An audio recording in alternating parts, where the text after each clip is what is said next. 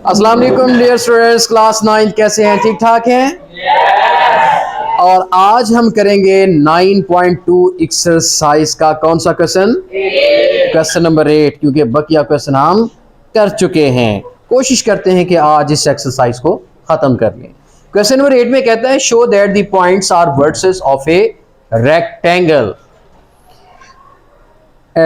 Find the length of its diagonal, are they equal.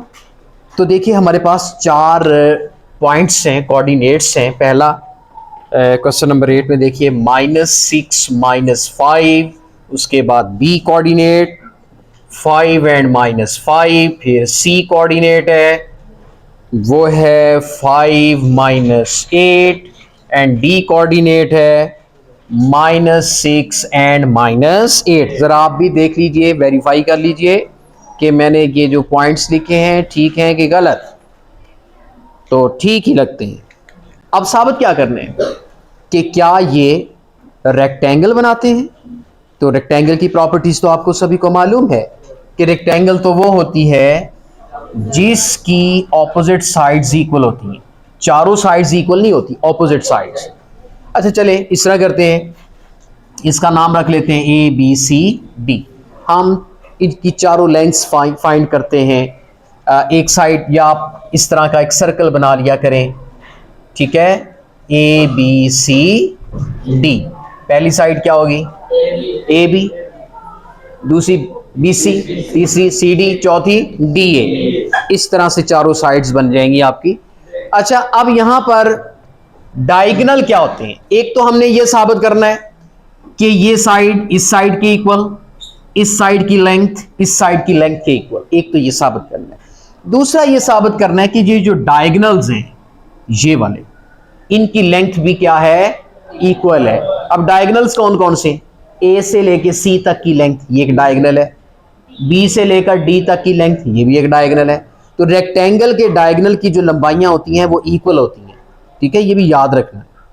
तो हम check करते हैं कि इनके जो डायगोनल की लेंथ है वो भी इक्वल है। इसका मतलब हमने कितनी डिस्टेंस निकालने? 6 डिस्टेंस निकालने। पहले डिस्टेंस 4 साइड्स निकालेंगे, ठीक है, फिर 5वें नंबर पे ये डायगोनल, 6ठे नंबर पे ये डायगोनल, यानी 6 डिस्टेंस आपने फाइंड आउट करने हैं। यहाँ पे इस क्वेश्चन को सॉल्व करने के लिए करना वही है, डिस्टेंस ही फाइंड करने, ठीक है। तो चलते हैं डिस्टेंस फाइंड करते हैं और वेरिफिकेशन करते हैं, ठीक है। अब मैं सारे डिस्टेंस लेने के लिए मैं पहले कौन सी साइड लेता हूं? A B distance. जी शुरू हो जाएगी जी। पहले में से पहला -6 -5, दूसरे में से दूसरा -5 -5, -6 -5 -11 का स्क्वायर, -5 माइनस माइनस बेटे +5 अंडर रूट, -11 का स्क्वायर 121, ये कट गया, ये तो बनता है 0। 121 में 0 ऐड किया 121, 121 का अंडर रूट लिया तो क्या आ गया? 11। चले जी, अब ए बी तो निकल आया। उसके बाद हम फाइंड करते हैं बी सी। ए बी के बाद कौन सी साइड? B C. जी बी सी साइड के लिए भी हमें डिस्टेंस फार्मूला लगाना पड़ेगा जी। बी सी, ये बी सी है ना, तो पहले में से पहला निकालिए 5 -5 का स्क्वायर, दूसरे में से दूसरा निकालिए -5 -8 का स्क्वायर। जी 5 में से 5 गया, ये तो बन गया आपका 0, तो ये बनता है -5 माइनस माइनस प्लस, और 0 का स्क्वायर तो 0 ही है, समझ लीजिए कि नहीं है। 8 में से 5 को निकाल दें तो ये आपका 3 का स्क्वायर, 3 का स्क्वायर 9, 9 का अंडर रूट लिया तो क्या आ गया? 3। लो जी बी सी आ गया। अब कौन सी साइड है? C D. तो सी डी साइड के लिए भी अलग से फार्मूला लगाना पड़ेगा, ठीक है। तो चलते हैं सी डी की तरफ। सी डी में भी वही फार्मूला, पहले में से पहला निकालिए 5 -6 का स्क्वायर, उसके बाद सेकंड एलिमेंट क्या है? -8। इधर सेकंड एलिमेंट क्या है? वो भी -8। तो माइनस माइनस, ये फार्मूले का माइनस, उस माइनस को क्या कर देगा? प्लस कर देगा। तो चलते हैं 5 माइनस माइनस +6 और -8 माइनस माइनस +8, ये बन गया 11 का स्क्वायर, उधर बन गया 0, 121 का अंडर रूट फिर से क्या आ गया? 11। उसके बाद नेक्स्ट आते हैं उसके बाद A B B C C D भी हो गया। अब डी ए निकालते हैं। चलिए डी ए में यहाँ पे निकाल लेता हूँ, मुझे स्पेस यहाँ नजर आ रही है, डी ए निकाल लेता हूँ। डी ए हमारे पास ये, आप इसको डी ए भी कह सकते हो, ए डी भी कह सकते हो जी। पहला ये बना लें, पहले में से ये पहला माइनस, तो -6 में से -6 माइनस किया जी, प्लस दूसरा -5 में -8 को माइनस कीजिए, -5 में -8 को माइनस किया। तो चलते हैं -6 minus minus plus 6, -5 minus minus plus 8 जी। ये तो -6 प्लस 6 कट गया, 8 में से 5 गया बेटे 3 का स्क्वायर क्या आ गया 9 का अंडर रूट फिर से 3 आ गया।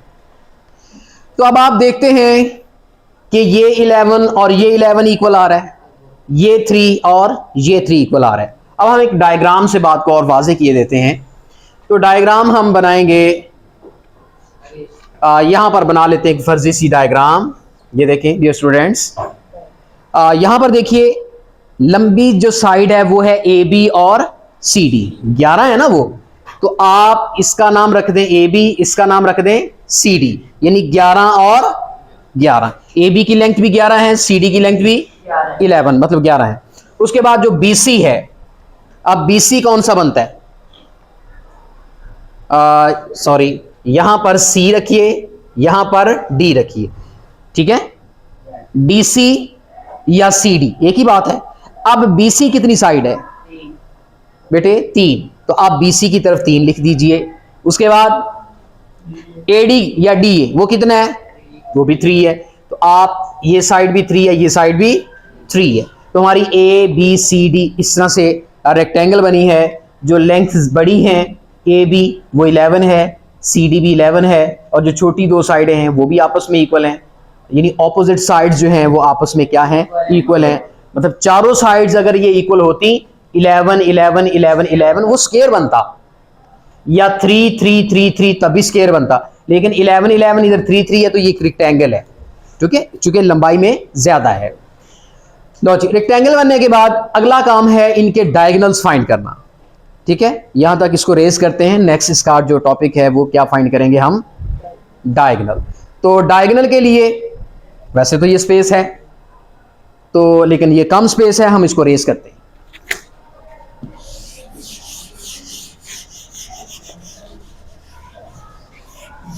अब देखें एक डायगोनल तो ये बन रहा है AC, ठीक है जी, एक डायगोनल तो AC बन रहा है। आपने रेक्टेंगल बना के उसमें से डायगोनल तलाश करना है। रेक्टेंगल कोशिश करें कि साइड से निकाल के उसके बाद रेक्टेंगल बनाएं, ताकि आपको पता चले कौन सी साइड कहाँ है और कितनी है। उसके बाद डायगोनल फाइंड कर लेते हैं। AC एक डायगोनल है जी। अब यानी A पॉइंट और C पॉइंट का पता होना चाहिए। देखें A ये है, C ये है, तो आप इनकी लेंथ निकालें। वैसे ही पहले में से पहला को निकाल दें, -6 -5 का स्क्वायर, उसके बाद -5 बेटे, उसके बाद यहां क्या है -8, तो ये बन गया -11 का स्क्वायर -5 माइनस माइनस प्लस 8 का स्क्वायर अंडर रूट।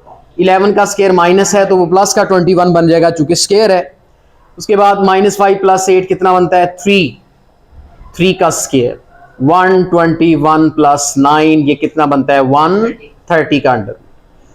तो डियर स्टूडेंट्स हमारे पास AC डायगोनल आ चुका है। अब दूसरा डायगोनल हम फाइंड करेंगे, कौन सा वाला, यहां से देखें डायग्राम में क्या बन रहा है DB या BD, तो उसके लिए मुझे ये रेस करना होगा।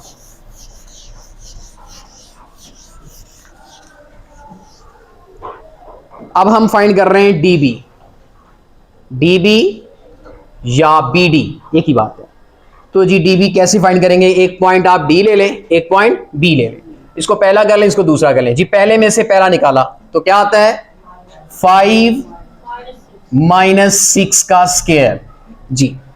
-5 में से -8 निकालें, -5 -8 ये क्या आता है minus minus plus 6, -5 minus minus क्या आता है +8, ये बनता है 11 का स्क्वायर, ये बनता है 3 का स्क्वायर, मतलब ये 121, 3 का स्क्वायर होता है 9, तो ये कितना बन गया 130 का अंडर रूट। आप देखते हैं कि दोनों लेंथ जो है वो आपस में इक्वल हैं। Hence we can say that both the diagonals are, यहां पर लिख देते हैं both the diagonals are equal या congruent। तो हमने ये साबित किया opposite sides are equal, diagonals are also equal। हमने उनके दोनों सवालों के जवाब दिए हैं, तो यहां पर लिख देते हैं hence A, B, C, D be the required rectangle। Okay, तो हमारे पास ये एक रेक्टेंगल आ चुकी है। तो मुझे उम्मीद है कि ये क्वेश्चंस आपकी समझ में आ चुका होगा। हमने 6 डिस्टेंस यहाँ पे फाइंड आउट किए हैं और 6 के 6 डिस्टेंस जो हैं वो बिल्कुल सही हैं। ऑपोजिट साइड्स इक्वल आई और 2 डायगोनल्स इक्वल आए। तीसरा डायगोनल यहाँ पे पॉसिबल नहीं होता। किसी भी रेक्टेंगल के स्क्वायर के कितने डायगोनल होते हैं? 2 डायगोनल। और बात याद रखें, रेक्टेंगल हो या स्क्वायर हो, डायगोनल हमेशा आपस में क्या होते हैं? Equal in length. तो चलते हैं नेक्स्ट क्वेश्चन की जानिब, में साथ साथ रहिएगा। Let's go. तो डियर स्टूडेंट्स, अब हम आते हैं क्वेश्चन नंबर 9 की तरफ, जो कि इस एक्सरसाइज का सेकंड लास्ट क्वेश्चन है। बहुत मजेदार सवाल है। मुझे उम्मीद है कि 9.2 के जितने भी क्वेश्चंस आपको बहुत इंटरेस्टिंग लगे होंगे। तो क्वेश्चन नंबर 9 पे चलते हैं। क्वेश्चन नंबर 9 में कहता है show that the points M N P Q are the vertices of a parallelogram. तो डियर स्टूडेंट्स, पैरेललोग्राम क्या होता है जान लीजिए। जब हम किसी भी रेक्टेंगल को इन 2 कॉर्नर से प्रेस करते हैं यू, तो ये इस तरह की शक्ल इख्तियार कर लेती है। ठीक है, तो ये क्या बन गई आपकी? पैरेललोग्राम। क्या बन गई? पैरेललोग्राम। रेक्टेंगल में पैरेललोग्राम में थोड़ा सा फर्क है। फर्क ये है कि ये एंगल और ये एंगल का फर्क है। ये एंगल 90 का है, ये एंगल 90 का नहीं है। बाकी ऑपोजिट साइड्स इसकी भी इक्वल, चूंकि बनी तो उसी से ही है।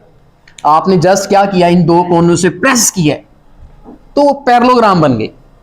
अब जितनी साइड ये थी, साइड उतनी ये है। जितनी इसकी साइड है उतनी साइड इसकी है। जितनी ये साइड है, मतलब पैरेलल साइड्स इसकी भी आपस में क्या है? इक्वल है। फर्क ये पड़ा है कि यहां पर चारों कोनों पर 90 का एंगल है, यहां पर चारों कोनों पर 90 का एंगल नहीं रहा। ये 90 से छोटा हो गया है और ये 90 से बड़ा हो गया है।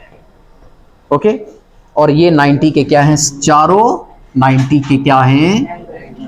इक्वल हैं। तो ये फर्क है पैरेललोग्राम का और रेक्टेंगल का। तो चलते हैं, इसको पैरेललोग्राम साबित करने के लिए वही तरीका है कि हम क्या कर सकते हैं। पैरेललोग्राम साबित करने के लिए ऑपोजिट साइड्स अगर इक्वल हैं तो हम कहेंगे क्या है? ये भी पैरेललोग्राम है। तो ऑपोजिट साइड्स चेक करते हैं। तो चलते हैं क्वेश्चन की जानिब। हमारे पास जो साइड्स हैं, एक साइड क्या दी हुई है?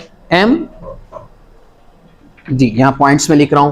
क्वेश्चन नंबर 9, एक M दिया हुआ है -1 4, N दिया हुआ है -5 3, उसके बाद P दिया हुआ है 1 -3, उसके बाद Q दिया हुआ है 5 and -2 are the vertices of parallelogram.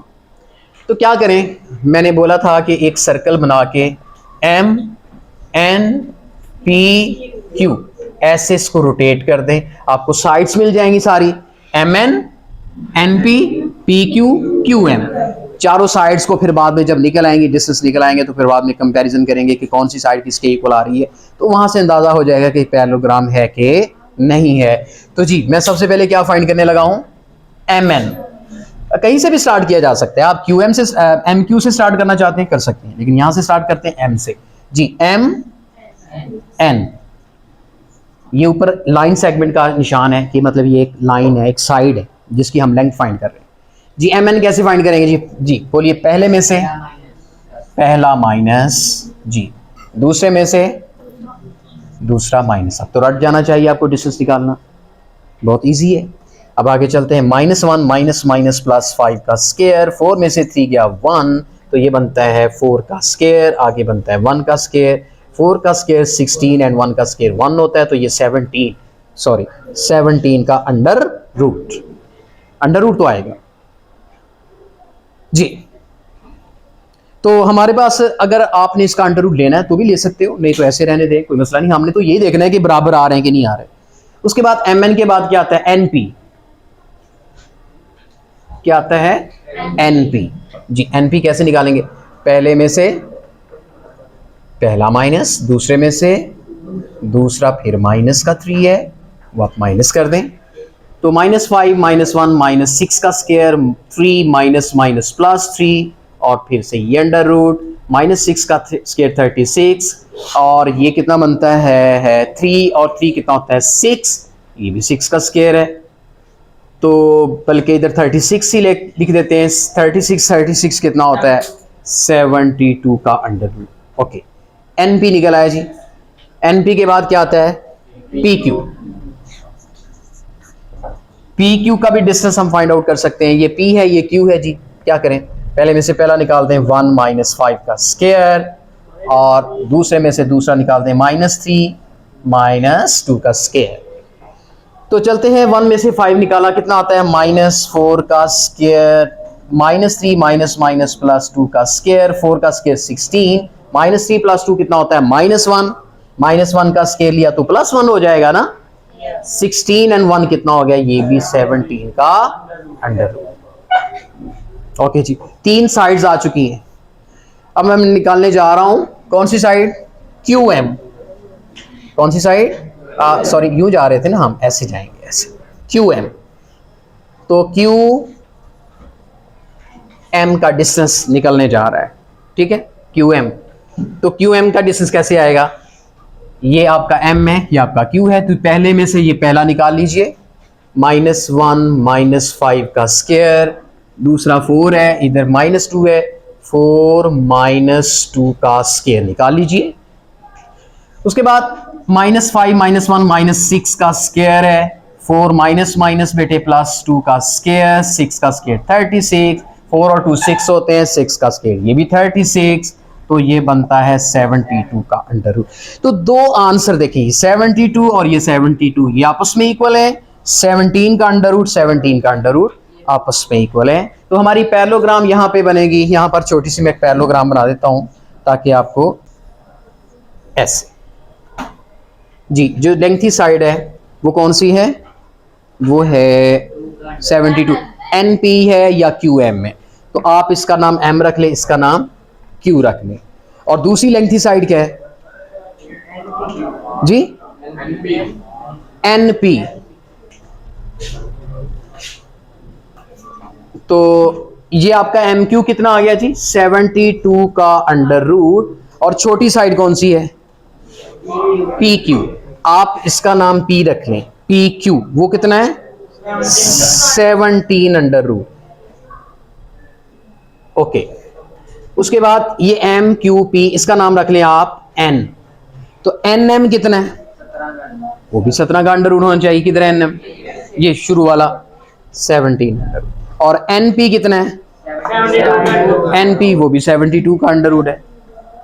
तो इस तरीके से हमने देखा कि ऑपोजिट साइड्स के जो डिस्टेंस हैं वो क्या आ रहे हैं, आपस में इक्वल आ रहे हैं। तो ये एक पैरेललोग्राम साबित करनी है तो भी ये सेम मेथड है, रेक्टेंगल साबित करनी है तो भी सेम मेथड है। तो मुझे उम्मीद है कि ये क्वेश्चन जो है, जो सेकंड लास्ट था, ये भी आपकी समझ में आ चुका होगा। इसमें डायगोनल का कोई प्रॉब्लम नहीं है। यहाँ डायगोनल, अच्छा एक बात बता दूं, यहाँ के डायगोनल सेम नहीं हो सकते, एक लेंथी होगा एक छोटा होगा।